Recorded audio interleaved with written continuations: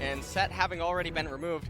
Now again, I'm really curious why DragonX didn't try to go with the Soraka last game. Yeah. Because neutralizing and just being supportive is probably all that Doran needs to do, but as you mentioned last game, it's not what he has tended to want to do though, stylistically, as a player. Felios is probably going to be locked in here from DragonX. We know that our def is very, very good on that. What the heck? Why? I'm about to walk out. You know? Yikes.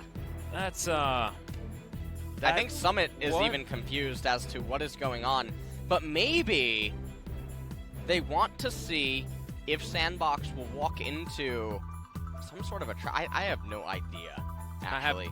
I don't know. You know what's so perplexing to me is that somehow in the pick ban discussion, we have concluded that champions like Elise and Lucian are somehow more problematic than champions like Aphelios and Misfortune, and I just can't. I find it I very actually just confusing. really can't. So this is pretty powerful for SANDBOX, basically getting the two next highest priority champions for their particular team. Rek'Sai just seems like she's on a different level when piloted by OnFleek. The Lee Sin to be locked in here by Pyoshik. It was banned in game number 1. Somehow we've got Doran playing. Wait, maybe it was first pick Rek'Sai. Then what did OnFleek just pick? I don't know. We're getting some panels. Okay, no, it was Nautilus. It was Nautilus. It's just that production was as confused as we are about that pickup. As Misfortune ends up getting picked up along with the Lee Sin, and honestly, I think this B1 through Zoe. B3 is really, really weak out of DragonX. Yeah. I really, really hate it. I think it's so vulnerable. You have two champions that are very one-dimensional in their style and their approach. Zoe coming in here, maybe we see a Syndra ban this time around. I was honestly very surprised to see Chovy pick up the victor last time, and this is mostly because Chovy hasn't liked champions of that archetype in the past. He's actually said that in interviews. Yeah. So it was very interesting to see him pull out the victor into the Zoe when other champions do exist. We'll see, maybe, if he pulls something out like Cassiopeia this time around and just tries to be a little bit more aggressive. I can imagine he would want more control over the game than having such a long ramp time. I wouldn't mind it. Or the Ryze. I think Ryze would be another choice that Chovy could make here, although not exactly the greatest of matchups into the Zoe. Syndra is, like you say, going to be taken off the board, and if Braum isn't banned here, it will be picked by SANDBOX, as Aurelia is what's taken off the board. Ah, man. Just waiting. You ready for the Braum, Tom? Oh, yeah. Oh, it's happening. The Braum Tom. Yeah. That's what, that's it. Braum Totalus. Braum Tomalus. Braum Tomalus. There you go. Well, I mean, Aatrox is another option if SANDBOX just want to prioritize it. Now you know what this means. What does this mean? Counterpick support. So, here we go. But they could already basically counterpick support, unless we were sending Nautilus to the mid lane. What I mean is they can wait. I'm whispering right now because, you know, I don't want to get too excited. Yeah, I don't want to get anyone too excited yet. Looks like we are going to have a solo lane Nautilus somewhere. Why Cannon, man? Well, stop! We're still locking in the Kenny. That's a Heimerdinger. Heimer actually counters Zoe really hard. Really, really hard. You place the turret if she bubbles you, and then the turret absorbs everything. And outside of that, when Zoe uses her R, she's locked into animation, so Heimer gets a free stun. So it is going to be... What a bizarre approach. It's like they were playing the mind games, but they weren't even very good Morgana. mind games. Just lock in Morgana. Please, Gorilla. Just say Morgana is the pick here. The Black Shield against so many of DragonX's champions is just so good. He's hovering Alistar. Just Unwell Life and Afrika can't come quick enough. I'll tell you that much. Well, SANDBOX might be making this one a quicker game. It feels like their draft is exactly what they wanted. DRX did nothing to stop them from moving towards exactly the compositions that they've been winning on consistently in this first week. Possibly their final game. Remember, if SANDBOX win this, Afrika can only tie for first place against SANDBOX right now. It'll be a very dominant start to the season for this team, and DragonX is by no means a squad that can be easily overlooked. So after their win against APK Prince, we were wondering whether they could do it against tougher composition. And after Game 1 and the draft of Game 2, it's feeling like a massive uphill battle for this DragonX squad. A possibility that they can do it, but the composition just feels exactly the same, but with a Nautilus in the mid lane instead of a Victor. The Nautilus is going to allow Chovy even less control in terms of his ability to influence things on his own accord. So this to me feels like they're putting a lot of the eggs in the Deft basket, and they're going to try to do things through that way. Now, obviously Nautilus, he has the wave players, very durable, able to resist the Zoe, and he can do things, he can transition into the mid stage of the game and be a nuisance.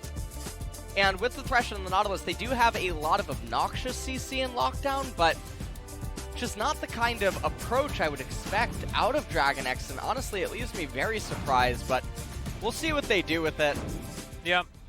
Still, here we are, onto the Rift for game number 2. Chovy with his Aftershock Nautilus. Definitely how you play as far as mid lane Naut is concerned. Basically every Nautilus is going to be taking that one. Corrupting Potion. We'll see whether he goes towards the Dash Cannon as first item. As now Gorilla is going to spot every member of DragonX moving on really forward. nice Blitz skin, by the way. Yeah, super cool. I haven't actually seen that one before. Yeah, I've never seen that. And if you're a Blitzcrank player yourself, you're listening to this, make sure to pick that one up in the shop. Yep, you can head over there. You can buy it with Riot points. Absolutely. Mm-hmm. And another really cool thing to do, is that the Prestige Misfortune? Oh, that is. I think Deft may have upgraded his skin choice. Unless he was using that in the last game. I don't quite remember. I do believe that is the Prestige MF. That's how you let everyone know. Okay, that you mean business. Yep, and Deft is a player that likes to tell people that he means business. Gathering Storm to demonstrate that he still means business. Everything is pretty standard across the board. Nothing too out of the ordinary. Still the Electrocute up there on the Aatrox. Did Dove take the Spellbook last time as well? I don't think so. Well, the Spellbook is pretty standard in lanes where you can't outright win or do anything. Okay. It'll help you scale into later stages, but also having something like the Electrocute against tanks or something is not going to be the most ideal. Having more utility available to you, because like we said, there's a lot of CC and lockdown on the side of DragonX, and so all that you would need to do is be able to provide more utility through having more access to summoner spells like Ghost or Cleanse or anything of that nature in the later stages of the game is going to be really big. We shall see. Let's see whether Kyoshi can get more done in this early game. It's not going to be that invade start and 3 buff that On Fleek demonstrated in game number 1. Might be that Kyoshik has a better time this time around, going for a full clear top side into most likely full clear bottom side as well. So not going to be ganking anyone too soon. See whether the junglers meet around this bottom side Scuttle Crab. Well, just watching some laning happen here on the bottom side. It's a good double up there from Deft, but landing onto a tank, not exactly what you want. As Chovy bearing the brunt of what is an annoying lane for anyone, but especially if you are helplessly melee. So far, everything, though, is pretty standard. Kennen has the opportunity to just recall here, and doesn't. Just places a call, or just places a ward down instead of recalling. Wants to try and pressure Summit off some of these waves, potentially, as On Fleek possibly going to get scouted here, but not going to. Tremor Sense, in fact, giving away the position of the Lee Sin. As you can see, Carrier just sweeping out some wards here towards the bottom side. As Pioshik's going to be... Oh, okay. Protobelt. Yeah, taking a bit of damage here. Protobelt was picked up from the minion wave. And you can see that Chovy, he wants to recall. So if Dove would just shove this with Protobelt and get the leg up on it, relative to the incoming minion wave that you just see just left the Nexus, that would be really good, but now he's low on the trigger, and yet again, we saw this from Dub in game number 1. channeling recall, but obviously that isn't real. He's waiting for the... That can't be real. Yeah, no, it's not real. Okay. Not real. Doran, he knows that OnFleek is in the area, but he has Lightning Rush. He will be safe. See how this lane is going to go. Getting a do-over on the cannon might show us exactly why this was prioritized so high. Of course, recently in the LCS, I believe you watched this. Huni playing some cannon, bringing it back. Yep, I did see that game. Yep. Enjoyed it? Liked it? It was a fun one for you? No. You know what I really did enjoy was the CLG game, actually. Oh, yeah? Yeah. Oh. Not because I'm affiliated with them, but I got to see Soraka. Yeah. So that's why we're Hummer Live fans over here as well. CLG didn't actually win that game. Soraka did. Yeah. But that's that's really cool. Yeah. Always a pleasure to see her. And also, she's not nerfed in 10-3, which means another 2 weeks. Just gonna see more and more Soraka. I am extremely excited for that. We'll see just how gutted she gets after that as well. That double up, not what you want. What I'm really dreading, yeah, is seeing what is actually going to end up happening to her. See how much she's gonna get put in the bin. Maybe she'll get like her W buffed by like a lot, and the rest of her kit just destroyed. So we just push her into the bottom lane even further. Well, what's currently on the PBE is her Q damage to minions is reduced by a great deal. Okay. But that isn't what is making her obnoxious or strong. So we'll have to see what else Riot ends up coming up with. There's also some other changes that I saw people tweet at me that were really interesting to some champions. So I'm actually really looking forward to 10-4 as much as this gank. Ooh, yeah, nice flash out from Dove, but still successful gank from Kyoshik. Chovy staying up in CS. This is Chovy's superpower, is always being able to stay competitive in CS in melee versus range matchups. Just always seems to be able to do it. Showmaker, another example of a player that does do that. Just somehow. That's a flash dredgeline miss, and OnFleek just tunnels out of the way. That's called a whoopsie. But the bubble is not going to be successful. Dove picks up a flash. Good stun there from the passive from Chovy, but otherwise we're just going to be slinking away, tail between our legs. It's not how you want to utilize your flash in the mid lane there, Chovy.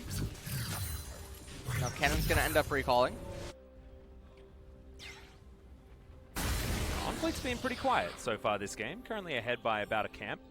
This was the same exact way that game number 1 played out. Doran going to take a very big trade. Yeah, Summit looking for it. And OnFleek got him. Oh, no! No, going to miss the Prey Seeker. Doesn't have level 6. Flash has to be used to get Doran out of the way. The Prey Seeker was so greedy and needless. He can easily just get on in there with Flash and Tunnel. Yeah. Uses the burrow, gets right in, Flash knock up with Chilling Smite. Prey Seeker wouldn't be necessary. But this way they get a flash without having to expend OnFleek's flash, which could be a positive here, as Paddlestar is not going to find the sweet spot onto Chovy.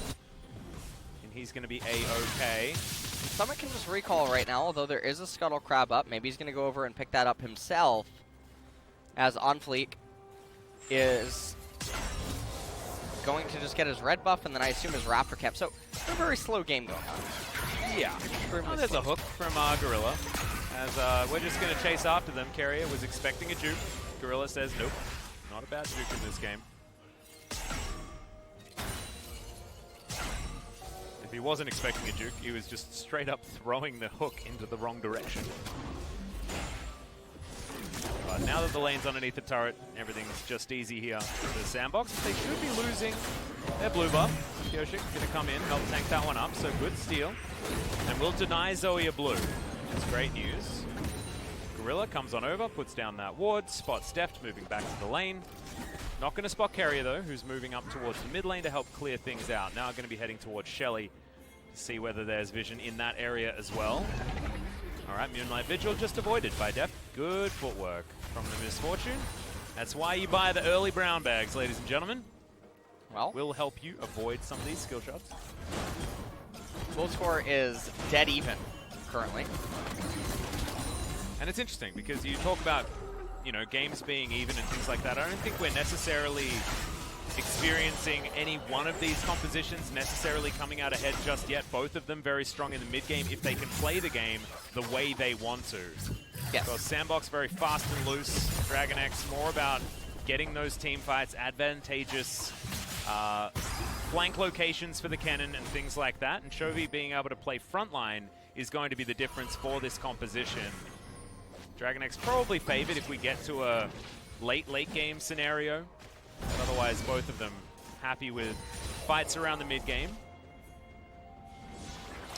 Well, the other thing about this is that at this current point in time, no dragon has been taken, no Rift Herald either, which means that we are in store for a very long game if souls would end up being something that comes on the menu. Now, however, every soul is going to be pretty valuable, with the exception of if DragonX would get the Mountain Soul, that'd be less valuable. Yep. Here's the way that SANDBOX conducts their team fights, is mostly on the back foot of a Zoe Sleepy Trouble Bubble, or is it Sleepy Bubble Trouble? You say Sleepy Bubble Trouble, but that's wrong. It's Sleepy Trouble Bubble. That's what I said first, Alex. Yeah, you did. You got yeah, it right. I did. I got it right. Yeah, you nailed it. Okay, thank you. I feel like you're growing. Ooh. I actually stopped growing. Oh, really? A couple of years ago, yeah. Oh, wow. Yeah. Dang it. I'm still growing. Oh, okay. Yeah, I stopped growing vertically. I just grow horizontally now.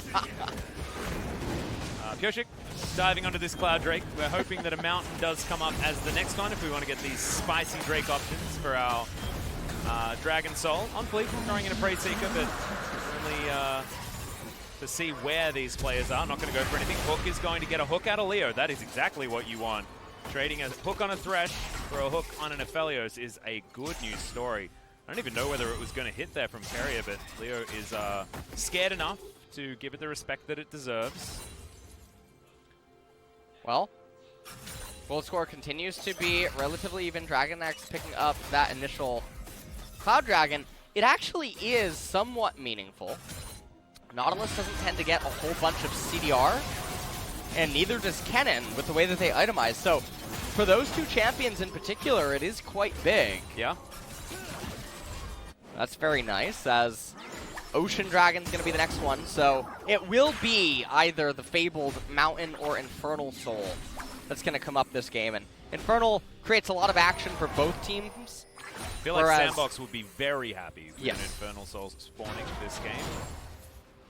Mountain Soul would help DragonX quite a lot, actually, given the fact that they do have Thresh and the Nautilus in this game. They do have Frontline this time around. So we'll be able to utilize that with their burly bodies. We're going to try and play front to back. A different composition, certainly a more comfortable composition for DragonX as far as ease of access.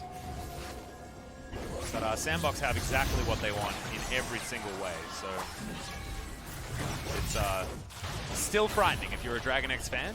1,000 gold is going to be the lead here as Deft in trouble. Leo looking for him, has the Calibrum.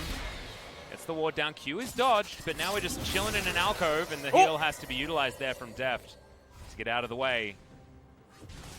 That's a win, but Leo still doesn't have his flash available just yet. Might be considered more susceptible to any ganks. Deft holding onto that flash button certainly is a good news story for DragonX.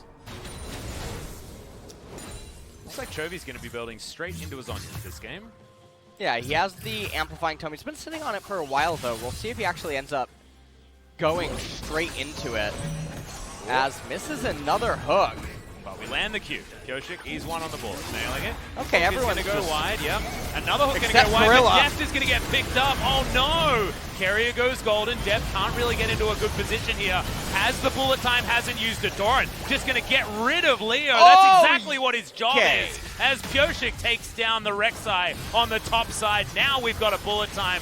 More acting to try and get rid of Doran, and that sidestep from Deft was just beautiful. Summit gonna go down at the hands of the AD carry from DragonX, and that's the team fight that DragonX fans have been looking for. Bubble going to land, Flash to get out of the way of the hook from Chovy. Multiple hooks coming through from DragonX. That one gonna be avoided, but Dove watches the team fight fall apart around him.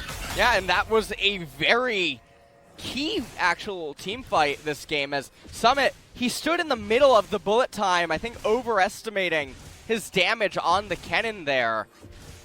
Take a look how it all transpires.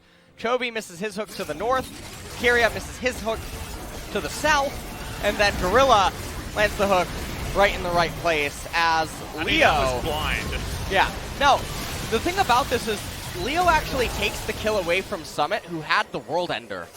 And so that was a little bit surprising. He could have saved his ultimate for a much better usage than just to take away the Thresh that the Aatrox would have been able to kill anyway. Yeah. And then Summit standing inside of the bullet time. Dove right at the very end ends up flashing away as we come back into live on Good Fleet. flash from Doran, but followed by Summit and put into the ground. Screencasters losing their minds in the background. But just coming out of a replay into that, certainly going to be surprising anyone, is now Dove in a bit of trouble. There's the depth charge. Good double knockup. The kickback was super weird. You're exactly right as Pioshik safeguards to get out of the way of OnFleek. Great hook from Carrier as Dove is going to survive, but the Rek'Sai not so lucky. And this is going to be an example of one of those games where SANDBOX has to fight from behind. And they're usually really bad at this. Yes. Usually when SANDBOX is behind, they fall completely apart, and I think that a lot of it has to do with the tendency to where they conduct themselves as if they're even or ahead, even when they're behind. And last game they were behind in the earlier stages of the game, but never truly, you know, never massively, and OnFleek was still in a good position. Now OnFleek is 0-2, which is a very different outcome. So we have a look at what happened there. Doran flashing at the right time, but Summit has his flash to get over and pick up that kill. And then right here, Dove using that paddle star, Gorilla here as well, double knockup, very weird interaction. And then watch Chovy again, these hooks. I mean, he's doing his best Tarzan impression when it comes to skill shots, so a little unfortunate right there. Still, landing that hook through the minion wave to start off that fight was certainly a great way to get his team even further ahead. Close to 2.2 thousand, so it's not massive just yet. As Doran's going for Spellbind a second. I like it. It's not a Morellonometer. Beautiful. SANDBOX going to be taking this Ocean Drake. And we'll have a look at what Rift. It's an Infernal Rift once again. Great news for SANDBOX. As Shirley just puts her face into the outer turret mid. No turret plates or anything like that, so didn't need to be present for that turret being chunked. Leo and Gorilla just stand vigil outside their own outer turret.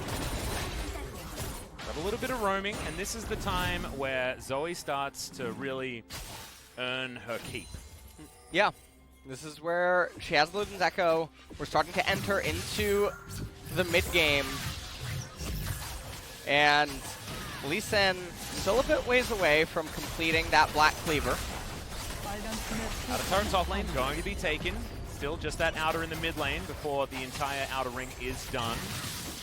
Doran up here, this is just feeling like a much different game from DragonX. They're feeling tighter. It feels like this squad has sat down with CV Max and he's given them the secret stuff, told them what they need to do. Dove pushes in the bottom lane outer, but not going to be able to get too much more, as this is a very different gold graph to what we were seeing in game one. It was very stagnant. DragonX just laning a little bit better, I think. Able to get a few more of those minions, but this time it's that one team fight. Able to get DragonX into a great position. Yeah. And also at this stage, Infernal coming up in 3.5 minutes. That's obviously going to be a very key pickup for either party, really. As SANDBOX, they can definitely utilize it a lot better than DragonX can. Mostly because of the Thresh and the Nautilus don't get that much boost from the stats that it gives, but obviously Aphelios, Zoe, Rek'Sai, and Aatrox all... I think for Zoe it's extremely important because it can be the difference between a one-shot or not, and you just add that extra ratio into your kit if you get the Infernal Soul. It's real scary stuff. Because now Shirley pokes her head up and says, whoa, I got a whole bunch of friends here, and they are immediately going to take her down. Dove should be able to get rid of this turret, as there are more and more sparkles being applied to it. DragonX, they're not going to be too worried about it. They will move towards this mid lane and catch SANDBOX unawares. Looks like this tower should be just taken. As Pioshik, he's going to finish off Shirley, takes it. Now it'll be Chovy bringing up the rear there, but Gonna avoid every hook. That one's not avoided. As in goes the Nort. Massive damage as the bullet time flies overhead, and Summit, no GA this time, my friend. You are just dead, and this is what happens. SANDBOX take the same fights, but they have way less gold than they have in every other game so far in the LCK. So Summit ends up dying here, and it really just looks like this game is running away from SANDBOX. And this is what they do. They continue to try and force fights. As now slicing Maelstrom. What? I think Gorilla bit off way more than he could chew right there. Pyosik going to come down, slams the ground, and gets himself a robot with it. As Chovy going to take a lantern to safety and an inner turret as icing on the cake after that easy pickoff onto Gorilla. Double charges for Shirley as well. She is earning her keep on this Rift, as this map has become so wide, and not in a way that this Zoe player wants it to. Okay, I really have no idea what that Blitzcrank play just was up in top lane. We're going to take another look first at how this all transpires. Why is Summit and friends posturing like this in mid lane? There's no team fight that you should be looking for at this point in defending the mid-tier 1 turret. This is what we were talking about. This is what SANDBOX can't do. They can't play the slow and steady, let's try and stall this game out type style. You saw Doran intentionally walked into that hook because of course he wants to get hooked. I have no idea what that just was. If R2-D2 was looking for some death with dignity, that is exactly what that Blitzcrank play just looked like. He wants to get into Valhalla, needs to die on the battlefield, you know? Not going to do it, you know, once this game is over. He ran up to anything Zoe, like that. Please end me. Yeah. I don't know. Oh, man. Well, got to try and figure it out. Got to try and answer the questions there. But this is what SANDBOX do all the time. And it is just still playing on the front foot, despite the fact that they certainly should not be. We've got Black Cleaver completed. We've got Infinity Edge done from Deft. He's got his 2 items that make him very dangerous at this stage of the game. Currently has a level advantage as well. On Fleek's behind a level. Dove's the only one that's ahead so far in this game, as Doran and Summit are even. Now DragonX can fight around this Infernal Drake that's spawning in 6 seconds. That's a great hook as Chovy throws his own into Narnia, but the knockup party is there. Bullet time not enough to save the Nautilus, and the Paddle Stars are now here. That's exactly when SANDBOX needed to win a fight. Doran just not getting in position for any sort of flank at this stage. They will have to give this one up. First Infernal goes to SANDBOX, exactly what they want. Yeah. This is all looking a little bit better now for SANDBOX, as they managed to get that pick and then also convert it into the Infernal. So it's not over yet. That's that upgraded hook right there from Gorilla. And honestly, Gorilla has been really on point with his hooks this game. Yeah. Out of all the hookers, he's even landing hooks that he shouldn't land. Sorry, that sounded really yeah. All right. Not talk about that, okay? All right. We do have actually all of the hook champions Whoa. in this game, as Carrier has to flash. Again. To get out of the way of Hook Gorilla's City. amazing hook accuracy. Yeah. Yeah, we've got double the hooks on DragonX's side, but it's Gorilla that's the most impressive. It's pretty sad, isn't it? But Chovy is at least going to keep himself alive with his dredge line. Moving on over, Pyosik in position. Does land himself a Q, but another bubble is going to come in. Enough distance created there so that the Paddle Star couldn't be layered on top. We've got the Zhonya's done now for Chovy, so that last moment that we saw, his little pick off there around the dragon, is not going to happen once again, most likely, as that one was collected. Spellbinder in for Doran as well. And Deft, you know, slowly but surely is getting himself towards 3 items before Leo has even got himself 2. So great news. Deft had a good early game last time as well, but just wasn't able to convert it into anything. Yeah, I mean, so far, it's not out of it for DragonX by any means. They're still up several thousand gold, and in terms of team compositions, again, it is pretty even. Because the Zoe doesn't just have a ton of targets that she can one-shot, but also there's the ones that are shielded. So, obviously, Gorilla has been doing a great job to keep them in this. And aside from that one failed Turing test in top lane, he has been doing phenomenal work. Zoe going for the... Yeah, gonna find that hook onto Chovy. Immediately goes golden underneath the turret. This might be the dive, though, as Doran has flash available. He can get onto that turret with his ult. Another hook lands from Carrier. He's going so deep as the bullet time splits up this fight. It's a 1-for-1, make it a 1-for-2 so far, as Doran in the backline is exactly where he needs to be. The flash off from Chovy. He nails that one. This is going to be the ace, and DragonX got exactly what they wanted. So that was the weirdest turn of events that I could have just ever anticipated happening. I really am looking forward to seeing the replay there. It's called Int It to win it, my friend. It's subject Carrier right now. That was stunning. Got so far with that hook, but it gave Doran the ability to get in while he was causing a kerfuffle. Really great stuff. As Carrier has respawned, Doran does have teleport in 10 seconds. The real tragedy here would be if Blitzcrank somehow steals the Baron with a hook. Would it be a tragedy, or would it be what Gorilla deserves? Yeah, we've got a teleport coming from Summit. Is this the counter throw? As there's the hook onto Chovy, brings him on over. He has no flash available as the Infernal Chain comes in. Piochik trying to kick Gorilla away as we're continuing on this Baron. Piochik dives into the pit. Early smite, but still, it's going to be okay. And now DragonX try to get out of there. Somehow Chovy survived that. No idea how. And they get everyone out with Barons. So a bit of mechanical errors on the side of SANDBOX right there, allowing Chovy to get out. Take a look at this replay as Gorilla, he hooks in Chovy. Chovy goes golden immediately. And then take a look at this. Chovy loses all of his HP. Carrier goes for the death sentence, lands it onto Zoe, takes it into the entire enemy team. And then Summit goes into depth in Chovy and Piochik, and you have to wonder, what is he doing? So, had they just played defensively, played backwards, and kited into the World Ender, would have gotten a reset. Well, that would have actually just been a free kill onto a Thresh and nothing else, right? Well, yeah. Doran would have followed suit immediately after.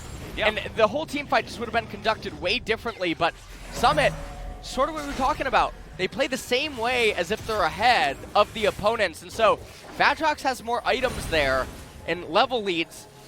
Maybe he can do what he did in game one. Exactly right. A little different, but just absolutely needless greed when SANDBOX were slowly stabilizing the game state. I swear, if SANDBOX learn how to play controlled League of Legends from behind to try and play around potential item timings and power spikes for their composition, play triage rather than aggressive, they will be one of the best teams in the LCK. However, they have consistently not been able to do that. As now they're looking to try and defend, as there's another hook that comes down from Chovy. Summit goes golden, as in goes Piochik into the backline, Doran into the backline, but can't get anything done. Summit survives with all of the healing from the World Ender, and now the Moonlight Vigil comes in. Chovy trying to play frontline. He will be the sacrificial lamb as the hook goes wide. Everyone is dead. Why are they? In goes on fleek. The kickback. Piochik locks it down in the 1v1 at the end there. The Rek'Sai a little bit overly aggressive, and it's exactly what we were talking about, but still a great fight for SANDBOX. It's a huge turnaround for SANDBOX. Also, Infernal Dragon was up, Atlas. Yeah, we could have just gone back to that, couldn't we? They could have backed up, gotten that. They didn't need to push as hard as they were. And again, both teams here actually just being very greedy. And now SANDBOX, they bring the game to Drake Point. That's what we're going to call that one. I like it. No more match point. Drake Point is now going to be on the table. Infernal is up. There's no mid-minion wave. And they are pushing this inhibitor. And for what? Kennen, he does stuff. And he went for the intentional get hooked, I think. And just didn't do anything. That's Calibrum Crescendum, by the way, guys. It's a pretty cool combination of guns for the old Eladios. That's real cute from Piochik, though.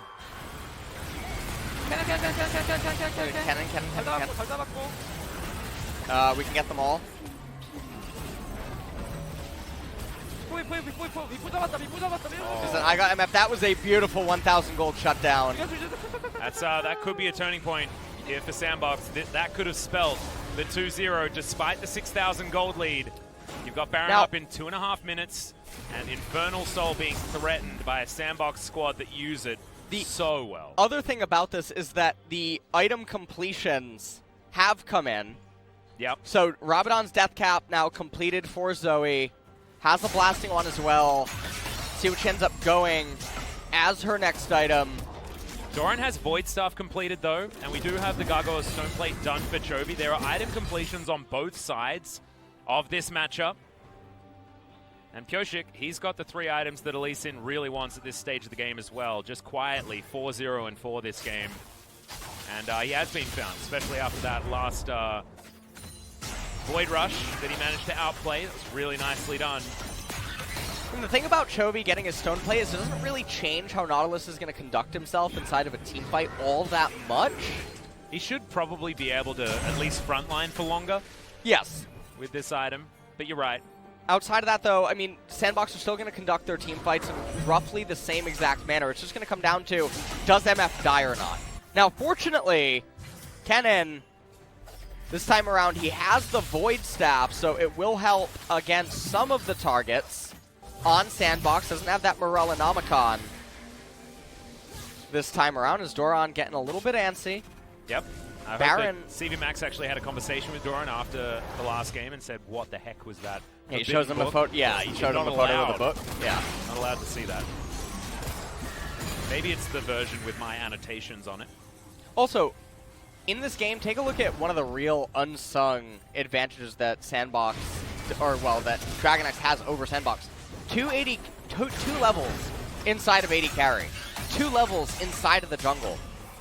Yeah. And so, these are really big stats. You're talking about several hundred and you're HP, talking about, yeah, and as also well as the skill last points. rank in ultimates and things like that as well, especially on Def's side. That is going to be a much more scary bullet time coming out from this Misfortune in comparison to Leo, who's only just managed to ding over to level 15. DragonX, the Baron just spawning, and now SANDBOX waiting in the wings. But this is the time where Zoe can shine. Non-committal engage options here for this SANDBOX squad in hooks, in bubbles. Even with this Gravitum that Leo has up for himself, the Moonlight Vigil can be a pick tool if done right.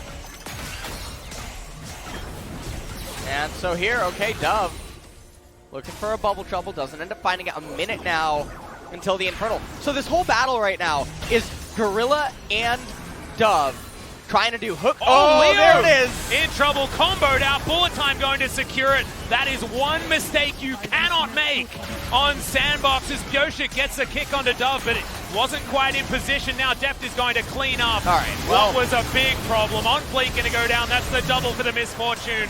Into the GA, but that is not the Guardian Angel that can do anything for you this time, Summit. Double kill for Doran, and that is what a mistake like that can cost you the entire game right here, as DragonX will bring us to match point. The hell was this game, Atlas?